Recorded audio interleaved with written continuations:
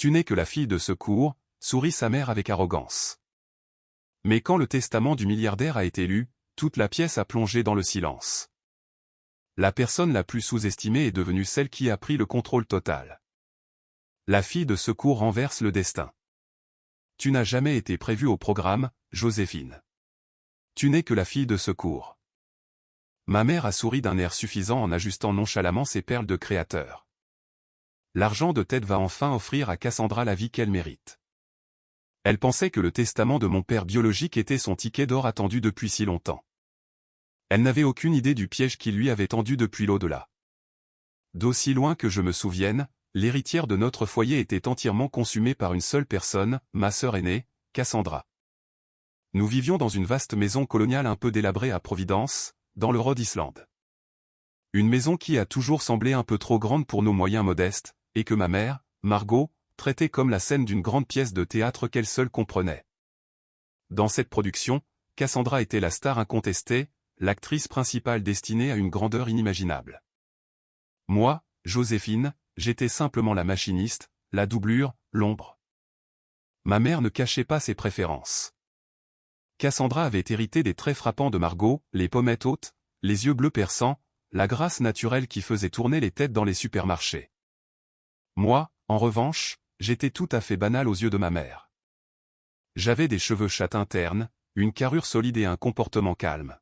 « Tu es quelconque, Josie », disait souvent Margot en soupirant alors qu'elle brossait agressivement mes cheveux emmêlés avant d'aller à l'église. Dieu merci, Cassandra a la beauté nécessaire pour faire un bon mariage, car tu vas devoir travailler pour gagner ta vie. Et travailler, je l'ai fait. Alors que Cassandra était inscrite dans des académies de ballet d'élite, des clubs équestres et des séances de tutorat privés que nous pouvions à peine nous offrir, on me donnait des corvées. À l'âge de 12 ans, je gérais la lessive de la maison, je préparais les dîners les soirs où Margot était trop épuisée par la gestion de l'emploi du temps de Cassandra, et je faisais profil bas à l'école publique.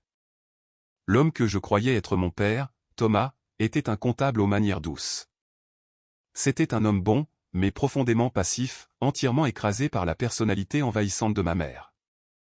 Chaque fois que je cherchais sa protection contre le favoritisme flagrant de Margot, il se contentait de me tapoter l'épaule en m'offrant un sourire triste et vaincu.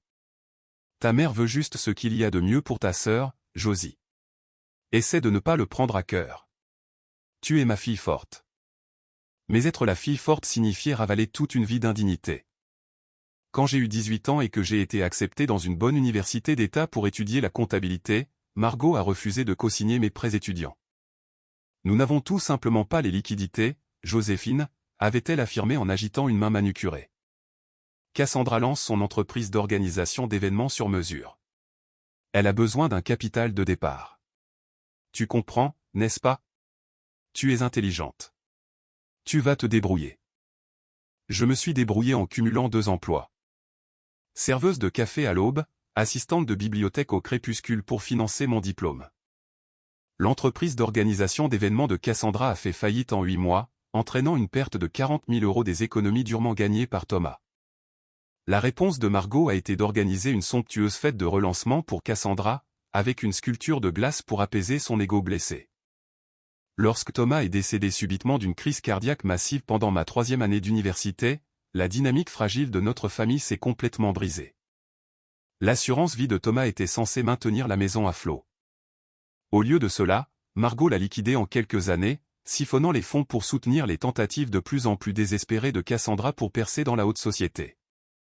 Il y a eu des boutiques de mode ratées, des investissements imprudents dans des lignes de soins de luxe, et un mariage bref et terriblement coûteux avec un pseudo-aristocrate européen nommé Félix, qui s'est terminé par une annulation ruineuse. À l'âge de 28 ans, j'étais une experte comptable certifiée vivant dans un modeste appartement du centre-ville de Providence, entièrement autonome et largement éloigné de ma mère et de ma sœur. Je ne leur rendais visite que pour les fêtes, m'exposant aux insultes à peine voilées de Margot sur ma garde-robe terne et aux monologues interminables de Cassandra sur ses derniers succès fantômes.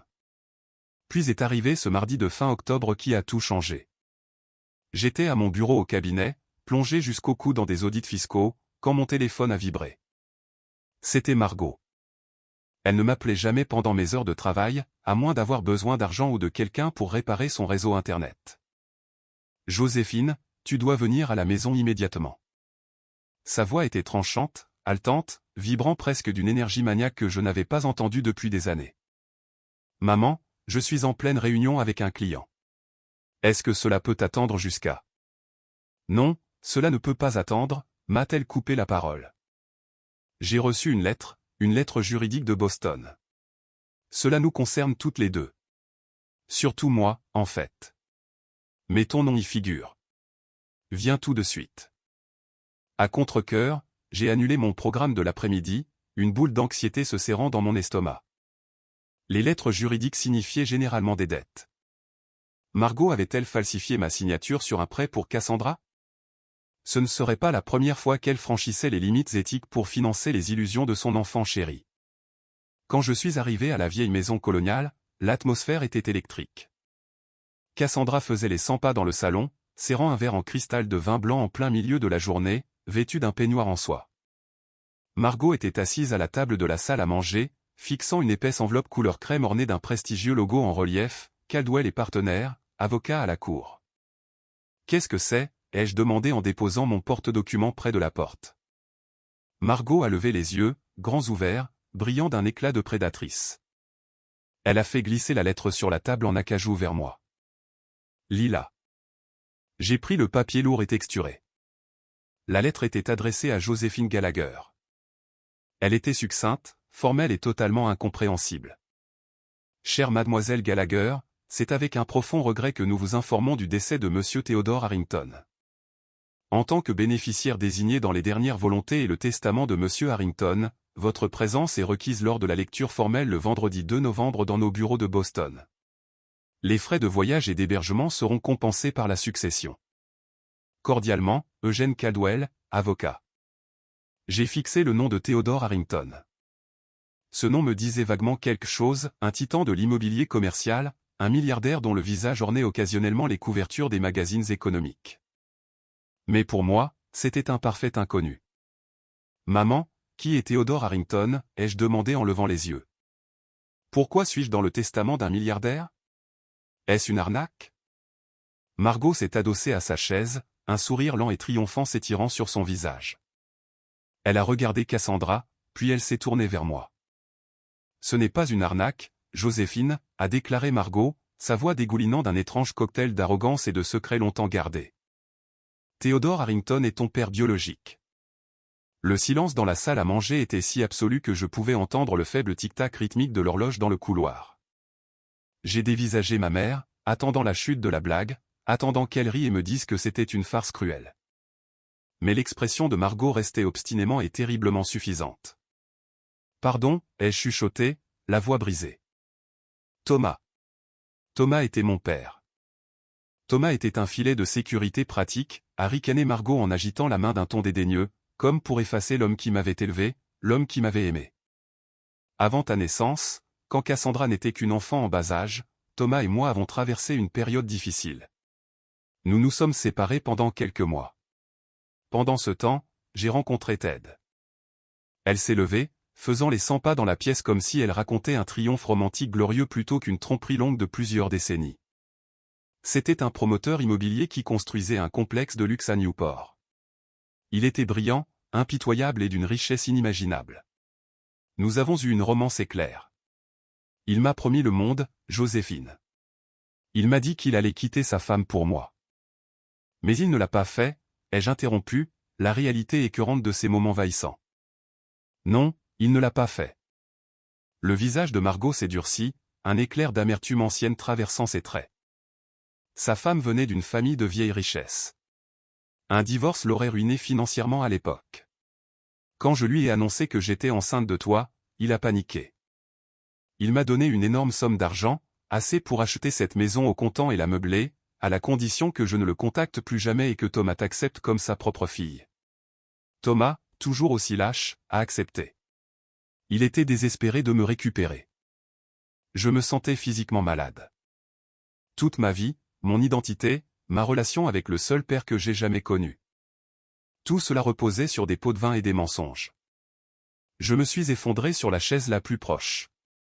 En fixant la lettre d'Eugène Caldwell, je réalisais que Theodore Harrington, un milliardaire qui avait payé pour me faire disparaître, était mon vrai père.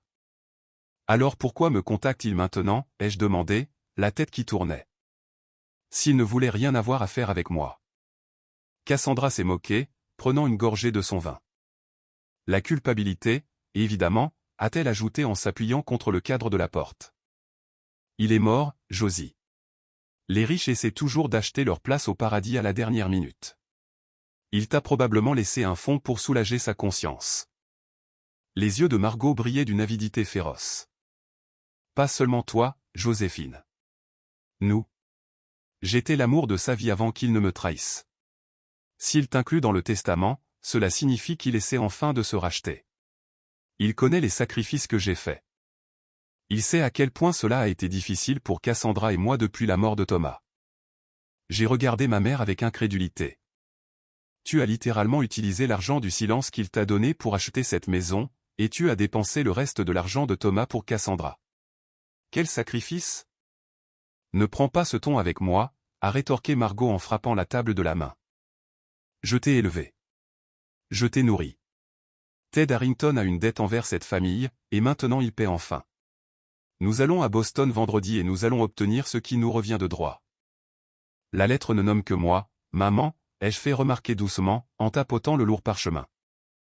C'est alors que Margot a prononcé la phrase qui résonnerait dans ma tête pour le reste de ma vie. Elle s'est approchée, se penchant pour que son visage soit à quelques centimètres du mien, son parfum hors de prix m'étouffant. Elle a eu un rictus, un étirement froid et calculateur de ses lèvres. Mettons les choses au clair, a-t-elle sifflé. Tu n'as jamais été prévue au programme, Joséphine. Tu n'es que la fille de secours. Une erreur que Ted a payée pour la cacher sous le tapis. Il n'a jamais voulu de toi, et franchement, moi non plus. La seule raison pour laquelle il laisse quelque chose derrière lui, c'est par obligation envers la femme qu'il aimait vraiment et le style de vie dont il m'a privé. Tu es simplement le réceptacle de ma compensation. Cet argent est le mien, et il va enfin offrir à Cassandra la vie qu'elle mérite. Je suis resté pétrifié, le venin de ces mots me paralysant. Après 28 ans de négligence subtile, le masque était complètement tombé. Je n'étais pas une fille pour elle. J'étais un billet de loterie qu'elle avait été forcée de conserver pendant près de 3 décennies. Très bien, ai-je dit, d'une voix étrangement calme, bien que mon cœur tambourina contre mes côtes. Nous allons à Boston. Les 3 jours suivants ont été une leçon magistrale sur les illusions de Margot et de Cassandra. Elles ont passé des heures à parcourir des annonces immobilières de luxe à Manhattan et dans les Hamptons. Cassandra a pris rendez-vous avec un conseiller financier haut de gamme qu'elle ne pouvait pas se payer, partant du principe qu'elle était sur le point de devenir une héritière par procuration. Margot a épuisé sa dernière carte de crédit pour acheter un tailleur Chanel, affirmant qu'elle devait avoir une tenue appropriée pour les avocats. De mon côté, j'ai préparé un simple tailleur gris anthracite, celui que je portais au tribunal fiscal, et j'ai essayé de gérer mon deuil pour Thomas. Thomas, qui savait que je n'étais pas sa fille, mais qui préparait quand même mes déjeuners et vérifiait s'il y avait des monstres sous mon lit. Thomas était mon père. Theodore Harrington n'était qu'un fantôme avec un chéquier. Le vendredi matin, nous avons conduit jusqu'à Boston dans la vieille Mercedes de Margot. L'atmosphère dans la voiture était étouffante.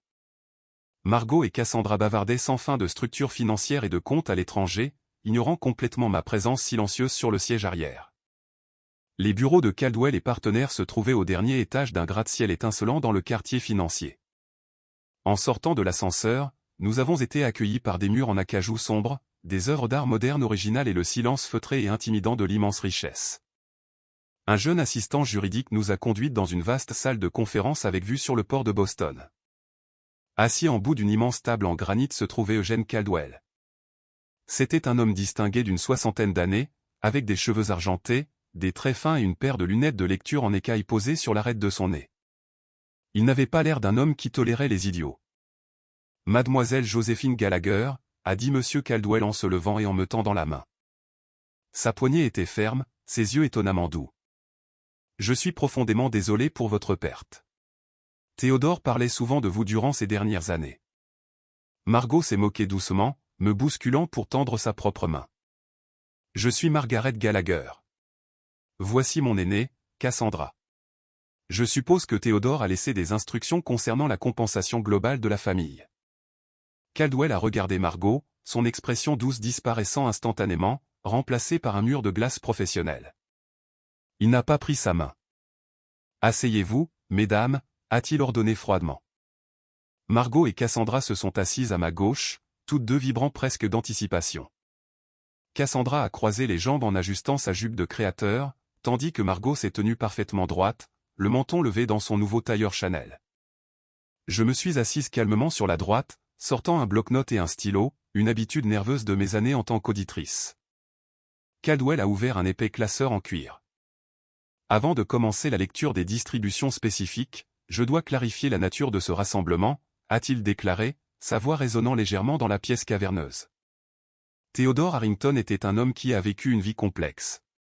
Sa succession est évaluée à plusieurs milliards.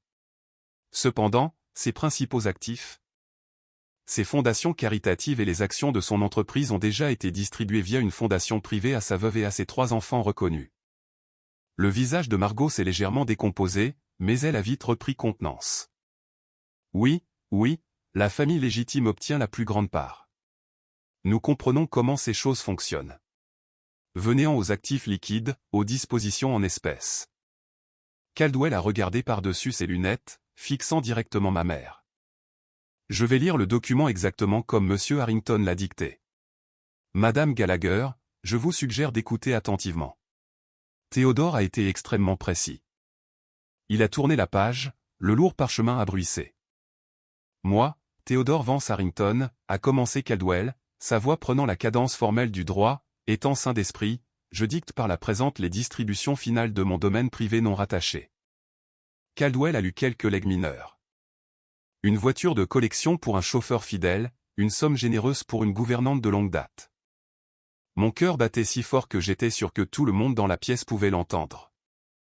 Margot tapotait impatiemment la table en granit avec ses ongles manucurés.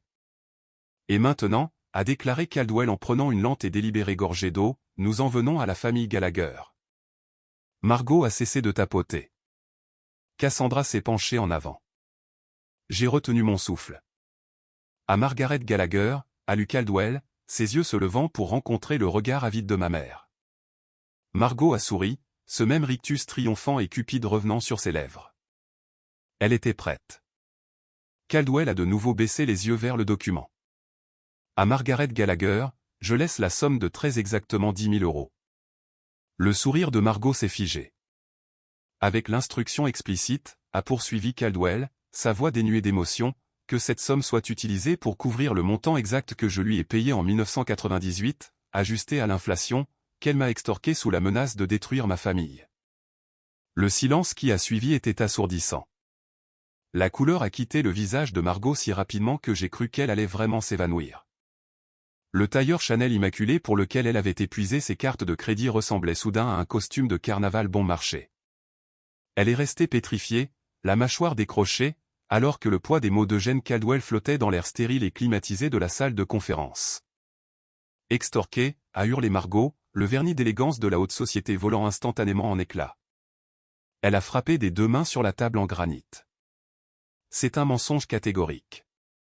C'était un cadeau, un accord pour acheter mon silence afin que sa précieuse réputation ne soit pas ruinée. J'exige de voir les preuves. Monsieur Caldwell n'a même pas scié. Il a fouillé dans son classeur en cuir et a glissé calmement une pochette en plastique transparent sur la table. À l'intérieur se trouvait une photocopie d'une lettre manuscrite sur du papier à lettres roses délavées.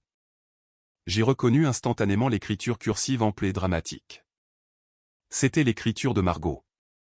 Une lettre datée du 14 juin 1998, a déclaré Caldwell en ajustant ses lunettes, dans laquelle vous menaciez explicitement d'aller voir les journaux et la femme de Théodore avec des histoires inventées de violence conjugale, à moins qu'il ne transfère 300 000 € sur un compte aux îles Caïmans.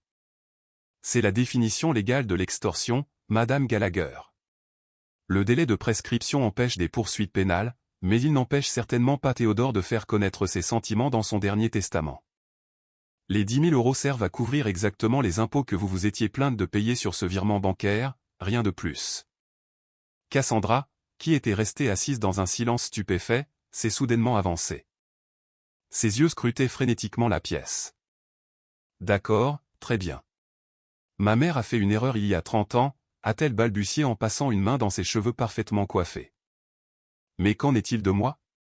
Ted savait pour moi. Il savait à quel point nous avons lutté après la mort de Thomas. Quelle est ma part? Caldwell a regardé Cassandra avec une expression de profonde pitié mêlée de dégoût.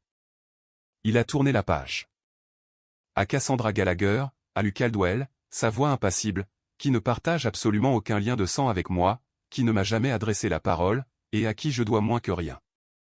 Je laisse la somme d'1 seul euro. Ce legs symbolique est fait explicitement pour établir que vous avez été prise en considération, et que je vous ai volontairement exclu, vous empêchant ainsi légalement de contester ce document devant un tribunal. Cassandra a haleté, pressant sa main contre sa poitrine comme si elle avait été frappée physiquement. 1 euro? J'ai dépensé 500 € pour un conseiller financier juste pour préparer cette réunion. Alors je vous suggère de demander un remboursement, mademoiselle Gallagher, a répondu Caldwell sèchement. Ma mère hyperventilait maintenant, marmonnant à voix basse des choses sur des poursuites judiciaires et la contestation de la succession. Mais mon cœur battait à un rythme différent. Si Margot recevait une insulte calculée et Cassandra 1 seul euro, qu'allais-je recevoir? Pourquoi étais-je même ici? Caldwell a fermé la section sur Margot et Cassandra et a sorti un autre document, beaucoup plus épais. Il m'a regardé directement, et pour la première fois, la glace dans son attitude a fondu. Joséphine, a-t-il dit doucement, Théodore n'était pas un homme parfait. Il a commis une erreur terrible et lâche à votre naissance, mais il n'était pas aveugle pour autant. À la mort de Thomas, Théodore a engagé une société de détectives privés pour garder un œil sur vous. Il voulait s'assurer que l'on s'occupait de vous. Je l'ai dévisagé, le souffle coupé. Il m'a surveillé pendant des années? Caldwell a hoché la tête. Il savait que votre mère avait liquidé l'assurance vie de Thomas. Il savait que vous faisiez des doubles horaires comme serveuse pour payer vos études universitaires. Il savait que vous aviez obtenu votre diplôme en tête de votre promotion, et il savait que vous étiez devenue experte comptable. Il vous a vu construire une vie respectable et honnête, entièrement par vous-même, tout en ne recevant absolument aucun soutien des femmes assises à côté de vous. Margot s'est moquée, croisant les bras sur la défensive. Oh, s'il vous plaît. Elle a vécu sous mon toit. J'ai pourvu à ses besoins. Silence, a tranché Caldwell, l'autorité de sa voix résonnant sur les murs en acajou. Il s'est tourné de nouveau vers moi. Théodore voulait vous contacter, Joséphine, mais il avait profondément honte. Il sentait qu'il avait perdu le droit d'être votre père lorsqu'il a payé votre mère pour vous garder secrète. Il a décidé que la seule façon de vous protéger était de le faire à distance, et depuis l'au-delà. Il s'est éclairci la gorge et a commencé à lire la dernière section du testament. À ma fille biologique, Joséphine Gallagher, dont j'ai admiré la résilience et l'intégrité de loin, je laisse l'intégralité de mon portefeuille privé, actuellement évalué à 42 millions d'euros. La pièce s'est mise à tourner. 42 millions. Ce chiffre était si vaste, si totalement incompréhensible pour une femme qui budgétisait encore ses courses sur des feuilles de calcul, que mon cerveau refusait tout simplement de l'assimiler. Avant même que Margot ne puisse crier, Caldwell a levé la main. De plus, a-t-il poursuivi, je laisse à Joséphine la propriété exclusive et le contrôle des parts de la société à responsabilité limitée Apex Holdings. J'ai froncé les sourcils, mes instincts d'auditrice se réveillant soudainement. Apex Holdings? Qu'est-ce que c'est? Une société immobilière? Exactement. Caldwell a souri, un sourire de prédateur acéré qui m'a donné des frissons dans le dos. Il y a 10 ans, lorsque votre mère a réhypothéqué votre maison familiale à Providence pour financer l'entreprise ratée d'organisation d'événements de votre sœur, elle a contracté un prêt abusif auprès d'une société de capital investissement. Théodore l'a découvert. Il a discrètement racheté cette dette par l'intermédiaire d'Apex Holdings. Je me suis figé. Mes yeux ont lentement glissé vers Margot, dont le visage était passé du blanc cendré à un violet marbré maladif. Attendez, ai-je dit, la voix n'étant plus qu'un murmure. Êtes-vous en train de dire? Oui, Joséphine, a confirmé Caldwell en fermant le classeur avec un bruit sourd et satisfaisant. Apex Holdings détient le titre de propriété et l'hypothèque de la maison coloniale à Providence. À partir de ce moment, vous n'êtes pas seulement multimillionnaire, mais vous êtes également la propriétaire de votre mère et de votre sœur. Et elles ont actuellement 3 mois de retard sur leur paiement. Si une bombe avait explosé dans la salle de conférence, elle aurait été moins assourdissante que le silence qui a suivi. Theodore Harrington ne m'avait pas seulement laissé de l'argent. Il avait méticuleusement conçu un chef-d'œuvre de justice poétique. Il avait pris la maison même que ma mère avait achetée avec l'argent de son extorsion, la maison où j'avais été traité comme une employée de maison, et m'en avait remis les clés. Il m'avait remis le pouvoir.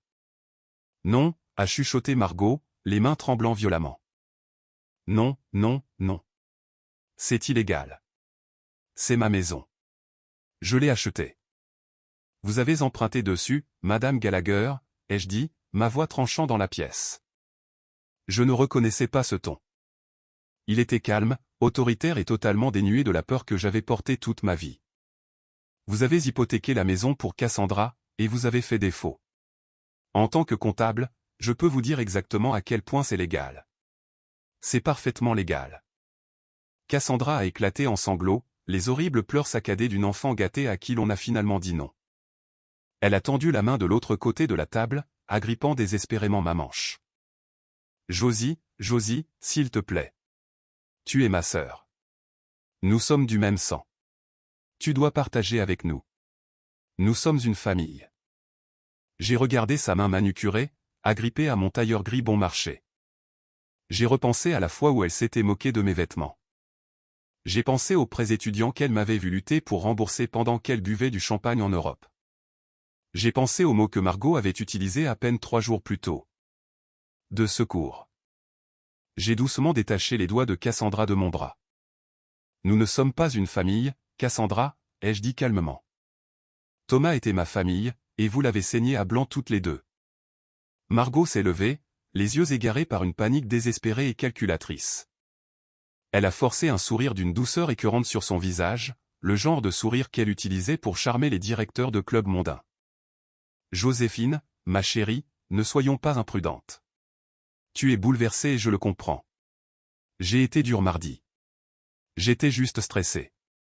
Mais nous sommes mère et fille. Nous pouvons gérer cette nouvelle richesse ensemble. Je connais toutes les bonnes personnes. Je peux t'introduire dans la société. Arrête, ai-je ordonné. Je me suis levé, attrapant mon porte-documents. J'ai regardé la femme qui avait passé 28 ans à essayer de me rabaisser. Tu m'as dit la vérité mardi, maman. Je n'étais que la fille de secours. Une erreur. Un réceptacle pour ta compensation. Je me suis tourné vers Monsieur Caldwell, qui observait la scène avec une satisfaction silencieuse. Monsieur Caldwell, en tant que nouvel propriétaire unique d'Apex Holdings, quelles sont mes options immédiates concernant les locataires en défaut de paiement? Caldwell n'a pas manqué une occasion. Vous avez le droit d'entamer une procédure d'expulsion immédiatement, Joséphine, ou vous pouvez rédiger un nouveau contrat de location au prix actuel du marché. J'ai hoché la tête, regardant à nouveau ma mère et ma sœur. Elles avaient l'air totalement pathétiques, dépouillées de leurs illusions et regardant droit dans le canon de leur propre ruine. Vous avez 30 jours, leur ai-je dit, ma voix aussi froide que le port de Boston devant la fenêtre. Vous allez faire vos valises et vous allez libérer la propriété. Si vous prenez ne serait-ce qu'une seule installation appartenant à la succession, je vous traînerai en justice pour le reste de vos vies misérables. Vous pouvez prendre vos 10 000 € et votre 1 euro, et vous pouvez enfin aller travailler pour gagner votre vie. Tu ne peux pas nous faire ça, a hurlé Margot, des larmes de pure rage coulant sur son visage, ruinant son maquillage hors de prix. Tu as une dette envers moi. Je t'ai donné la vie. Et Théodore vient de la reprendre, ai-je répondu. Je n'ai pas attendu leur réponse. J'ai tourné les talons et je suis sorti de la salle de conférence. Je suis descendu dans le hall d'entrée avec l'ascenseur en silence. Quand j'ai franchi les portes tournantes en verre et que je me suis retrouvé dans la rue animée de Boston, l'air d'automne m'a semblé différent. Il était vif. Il était pur. J'ai pris une grande inspiration en sortant mon téléphone. J'avais 42 millions d'euros à gérer, une famille toxique à expulser et une toute nouvelle vie à construire. La doublure avait enfin pris la scène, et la fille de secours était officiellement la patronne. Si mon histoire a résonné en vous, n'hésitez pas à aimer cette publication, à la partager avec tous ceux qui ont besoin d'un rappel que le karma ne se trompe jamais d'adresse, et à vous abonner pour d'autres histoires vraies incroyables. Avez-vous déjà dû couper les ponts avec des membres toxiques de votre famille? Racontez-moi vos propres expériences dans les commentaires ci-dessous. N'oubliez pas que votre valeur n'est jamais déterminée par les dysfonctionnements des autres. À la prochaine.